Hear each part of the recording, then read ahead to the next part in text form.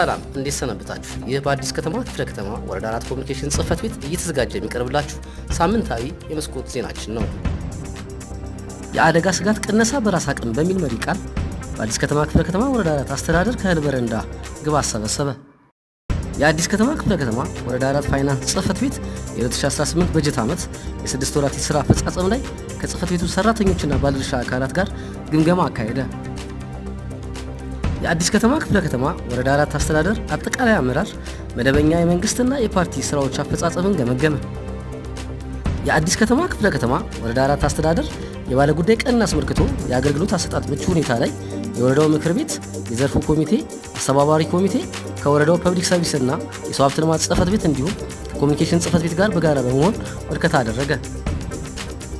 በወረዳው አስተዳደር የሚገኙ አመራሮችና ሰራተኞች በጋራ በመሆን በዛሬ ዕለት በቅጥር ግቢው ውስጥ ደማቅ የጽዳት ዘመቻ አካሄዱ። የወረዳው የሲቪል ምዝገባና የነዋሪዎች አገልግሎት ጽሕፈት ቤት የ2018 በጀት ዓመት የ6 ወር የሥራ አፈጻጸም ገመገመ። የአዲስ ከተማ ክፍለ ከተማ የወረዳ 4 ምክር ቤት ከዘርፍ አስተባባሪ ኮሚቴ ጋር በወረዳው በሚገኙ መንግስታዊ ተቋማት ላይ የመስክ ምልከታ አካሄደ። የወረዳው አስተዳደር በዛሬው ዕለት የጠቅላላ አመራር ስብሰባ ያካሄደ ሲሆን መደበኛ የመንግስትና የፓርቲ ተግባራት እንዲሁም ወቅታዊ ተግባራት ያሉበት ደረጃን ገመገመ።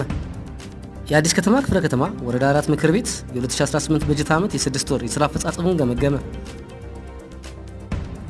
የአዲስ ከተማ ክፍለ ከተማ ወረዳ 4 ሴቶች ሕፃናት ማህበራዊ ጉዳይ ጽሕፈት ቤት ከንግድ ጽሕፈት ቤት ጋር ከለውጡ ወዲህ የሲቪክ ማህበራት ተሳትፎና ተጠቃሚነት በሚል መሪ ቃል የምክክር መድረክ አካሄደ።